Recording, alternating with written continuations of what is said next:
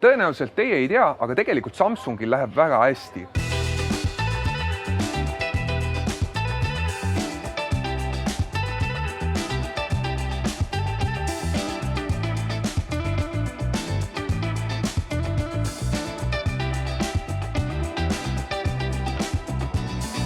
Alates Note 10 väljatulekust tänaseni on nad suutnud selle telefoni müüki suurendada 33% ning koroona ajal, kui ma ei eksi, olid isegi numbrid 40 ligi. Nüüd aga oleme jõudnud sinnamaani, et välja on tulnud uus Note 20 Ultra.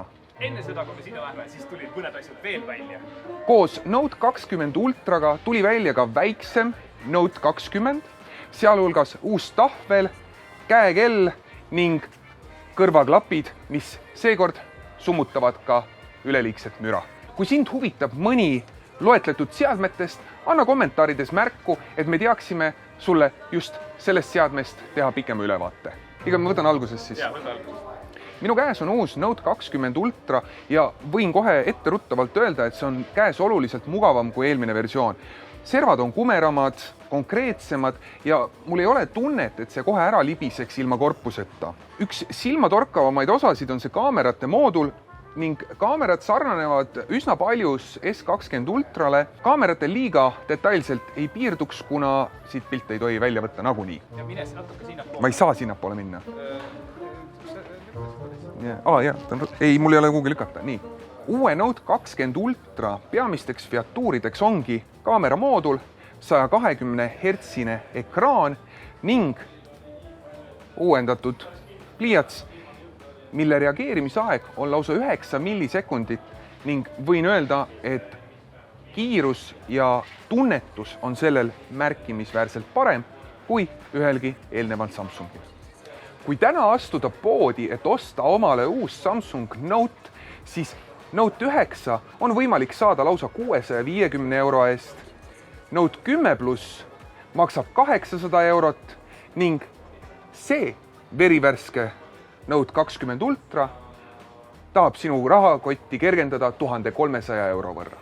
Nii, minu käes on uus Note 20 Ultra ning Note 10 Plus, mida olen kasutanud viimase aasta oma igapäevase telefonina.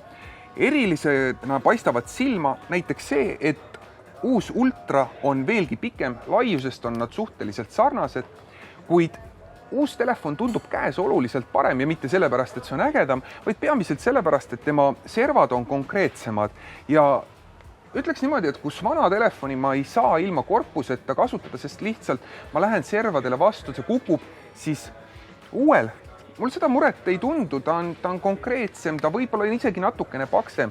Kaamera mooduli seisukohast on näha, et vana moodul on pigem suhteliselt madal ja väike, kui uus on ütleksid silma järgi hea 3-4 millimeetrit korpusest väljapoole ulatuv. Kes on harjunud kasutama vanemat Note'i, siis esimeseks ümberõppimiseks on tarvis selgeks saada, et nüüd ei ole nupud enam nimetissõrme all, vaid on taas toodud pöidla alla.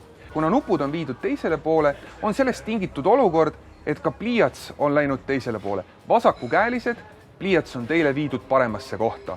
Paremakäelised, õppige ringi. Kui Note 9 ja Note 10 vahe võrrelda, siis ega neil erilist erinevust ei olegi, kuid Note 20 Ultraga on sarnasus suhteliselt sarnane nagu ka 10-ga, ehk siis 20 on käes mõrusam, kuid millest sa hakkad tundma puudust, kui sa 9 pealt 20 peale lähed, 9 on näpujälje lugeja nimetis sõrme all ja see tähendab seda, et sa saad sellele funktsioone panna ka külge, näiteks avama mingid katalooge või rakendusi. Tavalise Note 20 puhul mulle meeldis veel ka see, et tema ekraan ei ole kumer, mis tähendab seda, et ta püsib käes veel paremini. See on uuendus Note seeriale. Kas Note 20 Ultra on kasutamiselt sama hea, kui ta käes tundub? Oskame täpsemini öelda, kui peale 20-minutilist kasutust Samsungi eelüritusel. Andsime sulle terve nimekirja uutest seadmetest, mis sind huvitab. Pane kommentaar alla ja me üritame sellest teha sulle võimalikult põhjaliku ülevaate. Loomulikult, kui sulle meeldis, pane like, see meeldib YouTube'i algoritmidele ja subscribe, et teada saada meie uutest videotest. Sinu kommentaar on meile oluline, sest vastasel juhul me ei teaks, mida sulle üldse näidata. Ja mis kõige tähtsam, tarbi targalt. Aitäh!